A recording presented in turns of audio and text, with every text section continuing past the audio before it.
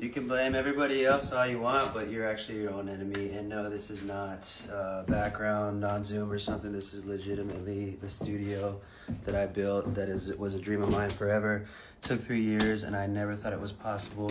But here's the things I learned about upper ceilings and how we are our own worst enemies. There's a place that your future self sees yourself in, but your former self won't allow you to go to yet. At every next level, there is a proverbial ceiling that you have to break through, and that breakthrough is experienced within you internally, and it does not happen around you until it happens within you. The mountains that you have to climb or conquer that lead to the actual breakthrough are actual bad habits, different systems and processes that you either had before in your previous level and entertained for too long, and a lot of those cannot be brought into the next level. So what you have to do is actually deconstruct most of that so that you can install the correct ways of inhabiting this new level by installing the correct systems and processes and ways to handle things, because that's how nature works in general, is through systems and processes. There's laws of the universe, and when those are broken,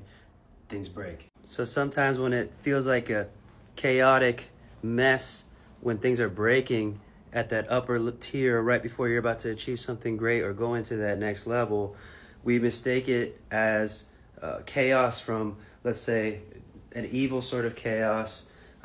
Let's say it's the devil's chaos, when really it's God actually trying to activate you into the next level so that you can actually manage that environment. You're not used to that climate. You're not used to that height.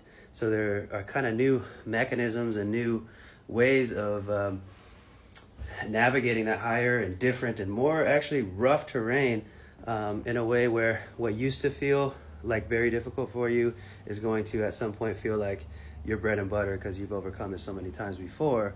But at every level, there's those different upper ceilings that you have to break through. And most of the time, it's you. It's your emotional environment that you kind of nurture or don't do a good job of nurturing.